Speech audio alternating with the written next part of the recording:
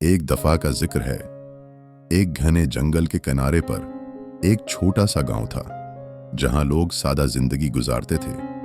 गांव के बाहर एक कदीम दरख्त था, जिसकी जड़ों में छिपी हुई थी परियों की बस्ती।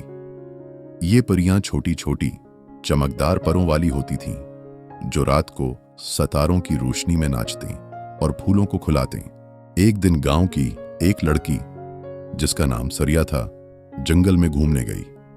वो हमेशा परियों की कहानियां सुनकर दिल में तड़पती थी कि काश वो भी उन्हें देख सके। जब वो दरख्त के पास पहुंची तो उसे एक छोटी सी चमक नजर आई। करीब जाकर देखा तो एक परी जख्मी हालत में पड़ी थी।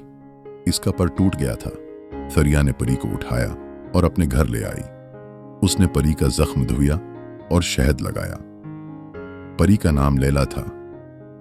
जब लैला को होश आया तो उसने सरिया का शुक्रिया अदा किया और कहा, तुमने मेरी जान बचाई है, अब मैं तुम्हारी कोई एक ख्वाहिश पूरी करूंगी।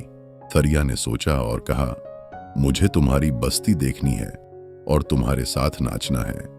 लैला मुस्कुराई और अपनी जादुई छुरी से सरिया को छोटा कर दिया। दोनों दरख्त की जड़ों में दाखिल हो गईं। वहां परियों का शहर था। चमकदार झरने, रंगीन फूलों के बाग और हवा में उड़ते हुए रोशनी के गोले।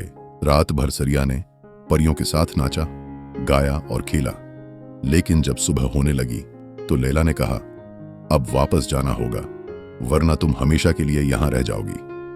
सरिया ने अलविदा कहा और वापस अपनी दुनिया में आ गई। इस दिन के बाद सरिया के दिल में परियों की मोहब्बत रह गई। वो हर रात दरख्त के पास जाकर परियों की आवाजें सुनती और मुस्कुराती, और परियों की बस्ती में लैला अब भी सरिया को याद करती थी, क्योंकि दोस्ती सबसे बड़ा जादू है।